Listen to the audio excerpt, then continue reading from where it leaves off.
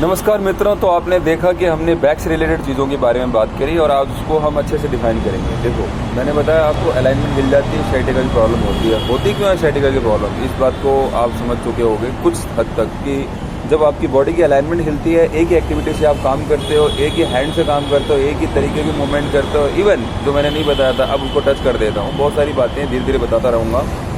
तो जैसे मान लो आप एक साइड से होते हो, लेफ्ट कर्वर्ड्स होते हो, तो आपके लेफ्ट साइड की जो आपका मेरा ये लेफ्ट हैंड है तो लेफ्ट आर्म दबा रह जाता है। और जो वर्कआउट नहीं करते हैं, खासकर बाइसेप्स को लेकर, ट्राइसेप्स को लेकर, शोल्डर को लेकर, और वो एक साइड सो रहे हैं, लेफ्ट साइड सो रहे हैं और वो दबा रह जाए, ब्लड सर्कुलेशन रुक जाता है, फ्रोजन के चांसेस बढ़ जाते हैं, फ्रोजन शोल्डर होने के चांसेस बढ़ जाते हैं। फिर क्या होता है कि आपको बैक की शोल्डर से रिलेटेड प्रॉब्लम होने लगती है। आप सफ़र करते हो सर्वाइकल को भी, और हो सकता है कई लोगों के हाथ ही सुन हो जाते हैं। ऐसा होता है कई लोगों के साथ। और कई बार ऐसा भी होता है कि आप स्वस्थ हो, कोई प्रॉब्लम नहीं है, फिर भी एक साइड ज़्यादा सो जाने से, गलत पोजीशन, रॉन्ग पोजीशन की वजह से भी आपको प्रॉब्लम सफ़र करनी पड़ती है। ब्लड सर्कुलेशन प्रॉपर नहीं बहता है, तो इसीलिए एक्सरसाइज किया जाता है जिससे कि आपका ब्लड सर्कुलेशन अच्छा होता रहे, आपके मसल में ताकत अच्छी हो, आर्टरीज वेंस अच्छा काम करें जिससे कि ब्लड का सर्कुलेशन अच्छा हो, तो ये छोटे मोटे दबाव को आप झेल जाओ। तो मुद्दे की बात सिर्फ यही है कि जब हम पोस्चर को ध्यान में रखेंगे तो आधी बीमारी हमारी वैसे चली जाएगी। हमारी बॉडी अलाइनमेंट की हमने बात की थी, आज फिर हम बैक से रिलेटेड ही बात करेंगे, उसको थोड़ा और डिफाइन करेंगे और डीपली बात करेंगे। तो अब हम पार्ट 2 पे आते हैं। तो अलाइनमेंट के लिए आपने पोस्चर को समझ लिया, बकेट और लैपटॉप वाली बात आपके ध्यान में आ गई कि एक ही साइड से आप करते हो तो आपकी बॉडी की अलाइनमेंट हिल जाती है। वो इसीलिए कि जो आपकी वर्टिब्राज होते हैं उसके अंदर मनके होते हैं, एक के ऊपर एक ऐसे मनका रखा होता है रिंग की तरह, तो वो 32 मनके होते हैं जिसको हम टेल बोन की जो मनके कहते हैं, यानी कि वो वर्टिब्राज होते हैं, उनमें गैप भी होता है।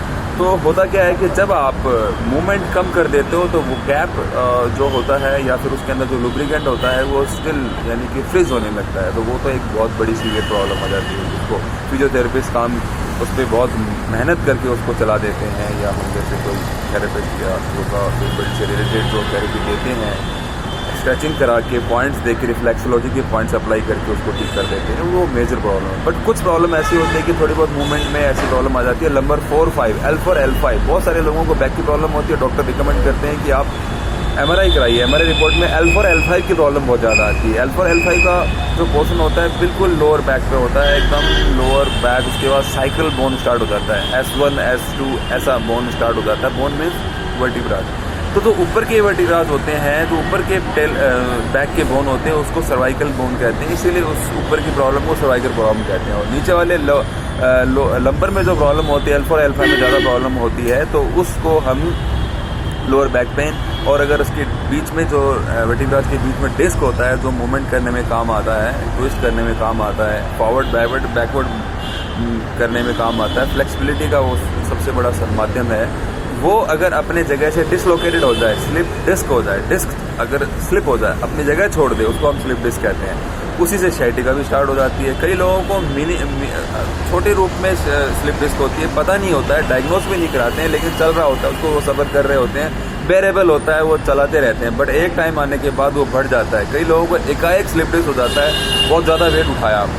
आपने देखा होगा जो हैवी वेट चैंपियनशिप करते हैं वो एक बैट लगा के और वेट लिफ्टिंग करते हैं। बैट इसलिए लगाते हैं कि उनका स्लिप डिस्क ना हो, क्योंकि जो हमारा लोअर बैक है, यानी कि यहाँ पे हमारा डायफ्राम है और उसी के पीछे लोअर बैक जा रही है, यानी कि हमारा जो स्पाइनल कॉर्ड है वो जा रहा है, और उस स्पाइनल कॉर्ड से रिलेटेड ही है नीचे का लोअर बैक। और यहाँ पे डायफ्राम है, तो आप कोई वेट उठाते हो तो पूरे बॉडी पे एक ही वेट पड़ता है। आप ध्यान से समझना, बहुत गहरी बातें हैं, इसके बारे में बहुत ज़्यादा चर्चा होती नहीं है। ट्रीटमेंट की बात होती है, डॉक्टर रिकमेंड कर देते हैं सर्जरी करा लो। मैंने बार बार आपको बोला है कि डॉक्टर की सर्जरी पे हमेशा ब्लाइंड फेथ नहीं करना चाहिए। किसी हम एक डॉक्टर को एम नहीं कर रहे हैं, पर ये डॉक्टर समाज में ऐसा चलता है। और ख़ासकर आपको slip disc, lower back pain हो गया और सर्जरी डॉक्टर रिकमेंड करता है। इवन स्पाइन ऑफ इंजरी का भी डॉक्टर हो, जो बसंत कुंज के अंदर पड़ा, सिर्फ स्पाइनल ऑफ इंजरी से रिलेटेड ही वो केस के नाम पे ही वो हॉस्पिटल खुला हुआ है, दुकानदारी खुली हुई है। साफ बता दूँ आपको, कभी भी मत जाइए। एम्स के डॉक्टर से रिकमेंडेशन लीजिए, 3-4 ओपिनियन लीजिए, 2 ओपिनियन कम से कम लीजिए, और फिर आप डिसाइड करिए कि करना क्या है। सर्जरी कभी भी सक्सेसफुल नहीं होती है, ये प्रैक्टिकल अनुभव है, मेरा फील्ड है, मैं आपको बता देता हूँ। आप जिन लोगों ने सर्जरी कराई है, 10 लोगों से पूछिए, 1 या 2 लोग ही आपको बताएंगे कि मैं ठीक हूँ। इवन वो उसका साइड इफेक्ट आ जाता है, कई लोगों को पैरालिसिस भी हो जाता है। तो ये बिल्कुल फैक्टफुल बातें हैं। इसका अगर आपको लगता है कि ये गलत है तो आप मुझे कमेंट सेक्शन में आके बताइए, मैं सुधार करूँगा। बट मेरा तो रिसर्च है, मैंने 150 से ऊपर अभी तक स्लिप डिस्क के पेशेंटों को देख चुका हूँ। तो इसीलिए इस बिहार पे भी मैं कहता हूँ कि आपको जब बॉडी की अलाइनमेंट हिलती है तो सबसे पहले आपका लोअर बैक यानी कि नंबर 4-5 का जो एरिया है, L4 L5 जिसे कहते हैं, MRI रिपोर्ट में सबसे पहले वही आता है। ज़्यादा लोअर बैक पे टेल बोन के पास प्रॉब्लम होती है तो वो फिर साइकिल 1 यानी S1 तक पहुंच जाता है। L4 L5 के बाद S1 पे वो प्रॉब्लम चला जाता है, S1 वर्टिब्रास तक वो प्रॉब्लम चला जाता है। तो वो बहुत ही पेनफुल होता है अगर वो बढ़ जाए तो। अगर थोड़ा सा डिस्क स्लिप हुआ है, थोड़ी सी आपकी बल्ज, उसमें बल्ज थोड़ा सा दिख रहा है, गैप है या लुब्रिकेंट की कोई प्रॉब्लम है, वो कुछ भी प्रॉब्लम है, अगर थोड़ी मात्रा में है, ज़्यादा नहीं है, तो आप उसको सफ़र कर रहे होते हो बट आप सीरियस नहीं होते हो। लेकिन एक टाइम के बाद वो बढ़ जाता है अगर आप उस पर कुछ काम नहीं कर रहे हो तो, यानी कि आप थेरेपिस्ट के पास नहीं जा रहे हो, उसका ट्रीटमेंट नहीं करा रहे हो किसी भी तरीके से, सिर्फ दवाई बेस पे चल रहे हो, पेन किलर बेस पे चल रहे हो या बीआरई करते चले जा रहे हो, तो वो फिर आगे बढ़ने वाला हो जाता है। तो अब मैं ये आपसे कह रहा था कि जैसे आपका अलाइनमेंट तब हिलता है जब आप एक पोस्चर पे ज़्यादा देर तक सो रहे हो, वर्कआउट नहीं है, ब्लड का सर्कुलेशन रुक गया, तो वो शोल्डर, फिर आप उस शोल्डर शिफ्ट को बचने के लिए टेढ़े चलते हो।